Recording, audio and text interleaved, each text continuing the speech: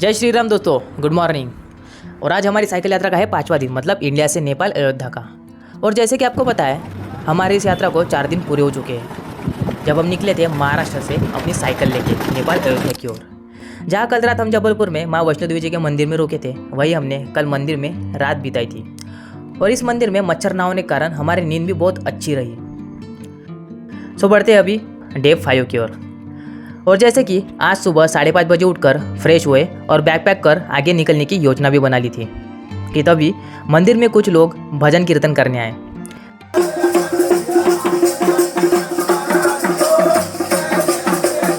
जिनका मधुर भजन सुनकर हमारी मॉर्निंग मतलब सुबह तृप्त हो गई थी।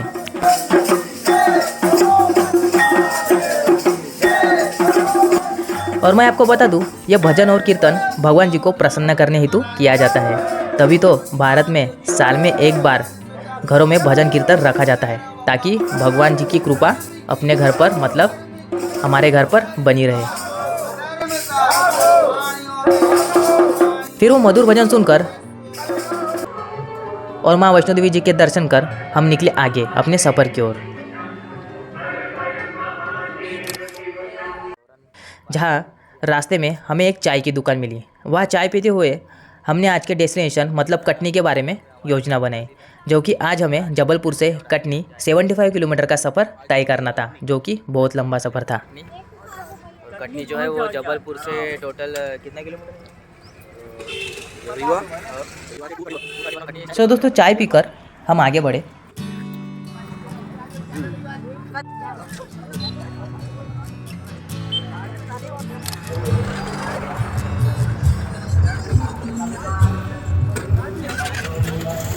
और जबलपुर सिटी में अपनी साइकिल चलाते हुए आगे जहाँ हम एक ब्रिज के पास पहुँचे, जो जबलपुर सिटी का एकमात्र लॉन्ग ब्रिज था।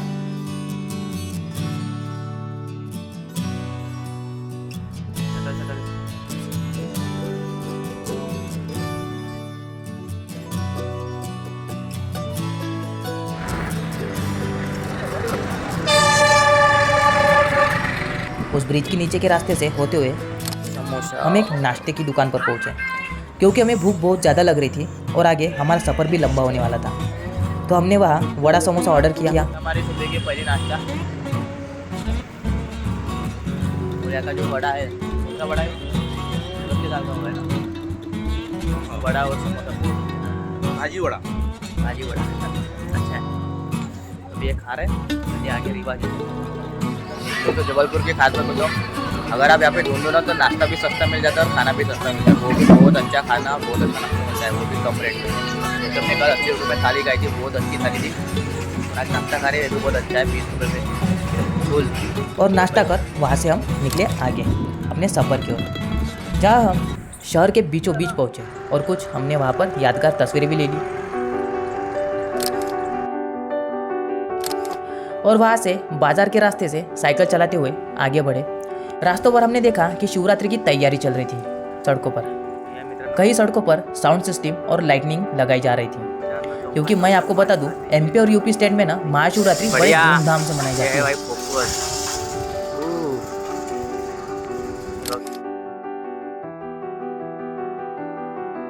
वही कुछ लोग महादेव जी की पूजा में चढ़ाने वाले फूल और बेलपत्र आदि बेच रहे थे। वो देखते हुए हम मार्केट लाइन से बाहर निकले। वैसे देखा जाए तो मार्केट अभी तक पूरी तरह से खुल जाना चाहिए था, बट अभी मॉर्निंग के सिर्फ 9 बजे थे, सो दैट्स वाई मार्केट अभी बंद था। और बंद था मार्केट, इसके कारण वहाँ पे ज़्यादा लोग भी नहीं थे, जिसके कारण हम अपनी साइकिल को दौड़ा रहे थे उस मार्केट में से और बढ़ रहे थे अपने मंजिल की ओर, मतलब कटनी की ओर। सो मिलते हैं आगे।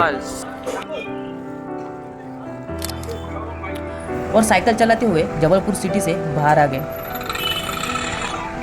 जबलपुर के थोड़ा बाहर मतलब मेन हाईवे पे, जहाँ से हम रेवा जाने वाले कटनी। तो दोस्तों हम आ गए थोड़ा बाहर अभी जबलपुर से, कटनी रेवा हाईवे।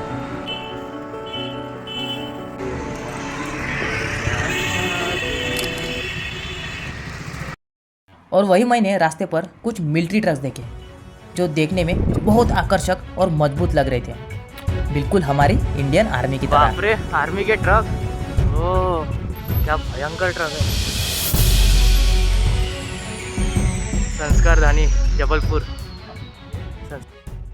सो दोस्तों, वो मिलिट्री के ट्रक देखकर हम आगे बढ़े अपने रास्ते की ओर। क्या हुआ सर? वही रास्ते के किनारे मैंने उपले देखे जो कि गोबर के बनाए जाते हैं और इनका इस्तेमाल चूल्हे में जलाने के लिए किया जाता है और ये लंबे समय तक टिके रहते हैं।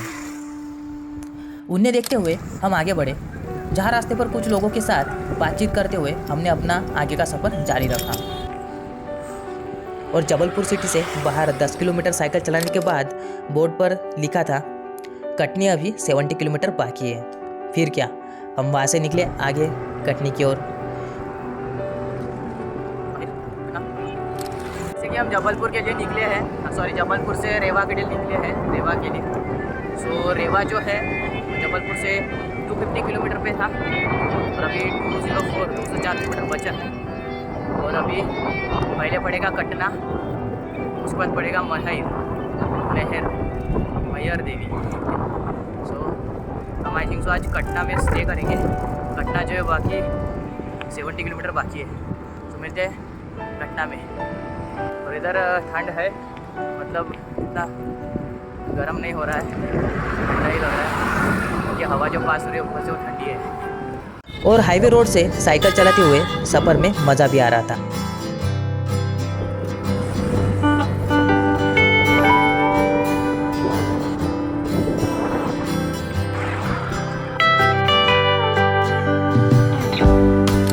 वही पीछे से कुछ लोग हमसे पूछने आए कहाँ से आए हो और कहाँ जा रहे हो। तो हमने उन्हें बताया हम महाराष्ट्र से आए हैं अपनी साइकिल से और नेपाल में पशुपतिनाथ और अयोध्या में भगवान राम जी के दर्शन करने जा रहे हैं अपनी साइकिल से। भाई कहाँ जा रहे हो आप लोग? नागपुर महाराष्ट्र, नेपाल, काठमांडू, पशुपतिनाथ मंदिर। अच्छा, लंबी यात्रा है। चलो जय सिया राम। जय सिया राम भैया। और उस हाईवे पर आगे चलते हुए हमें टोल टैक्स लगा, जो हमारा अब तक का 5वां नंबर का टोल टैक्स और था। अभी आज का दिन है पाँचवा दिन है और हमें पड़ा है टोल टैक्स, जो कि 5 नंबर का टोल टैक्स है। अभी तक का ये 5वें नंबर का टोल टैक्स है।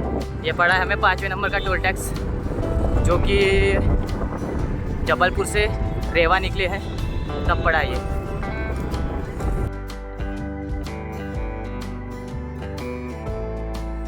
सो दोस्तों, टोल टैक्स पार करते हुए हम आगे बढ़े। तो दोस्तों वो है 5 नंबर का टोल टैक्स अभी तक का, जो हमें पड़ा है 5वें दिन नागपुर महाराष्ट्र से नेपाल के सफ़र के दौरान। जबलपुर से रेवा जाते हुए हमें पड़ी है खेत की खेती है। देखिए ये है गेहूँ की खेती, ऐसा लग रहा पूरा मैदान भरा। वही रास्ते पर हमें गेहूं की खेती और बड़ी सी नदी दिखी, जो कि ये रही। फ्री है वो, देखो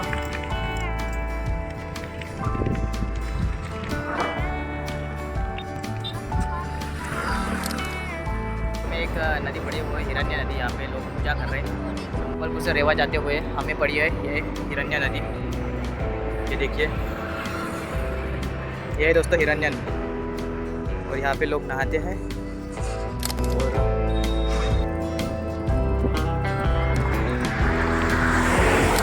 और आगे चलते हुए हमें एक यात्री मिला जो कि हरियाणा से जबलपुर तक, मतलब जबलपुर में नर्मदा घाटी तक पैदल यात्रा कर रहा था। दोस्तों नाम, आपका नाम? कहाँ से है वो? हरियाणा से पैदल कहाँ जा रहे हैं?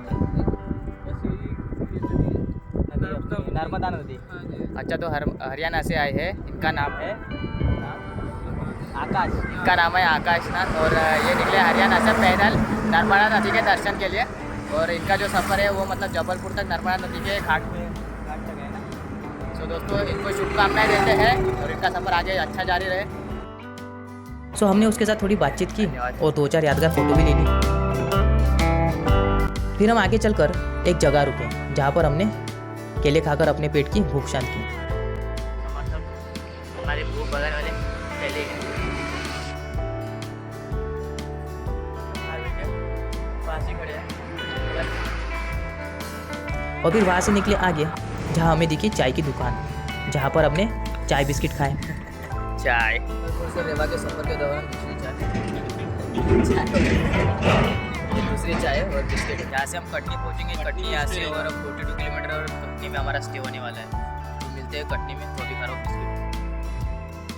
तो इस रास्ते पे जब से निकले हैं खाने के लिए कुछ ज़्यादा होटल्स नहीं मिल रहे। होटल मतलब छोटी मोटी दुकान भी नहीं मिल रही। नाश्ता करने के लिए समोसा इडली वड़ा कुछ खाएंगे लेकिन नहीं मिल रहा है। और रास्ता देख लो पूरा सुनसान है और जो दुकानें भी वो भी लगभग बंद है। पता नहीं कौन सी दुकानें होगी। बाकी दूर दूर तक इस हाईवे पे दुकानें नहीं है। और फिर वहाँ से थोड़ा और आगे गए अपनी साइकिल चलाते हुए।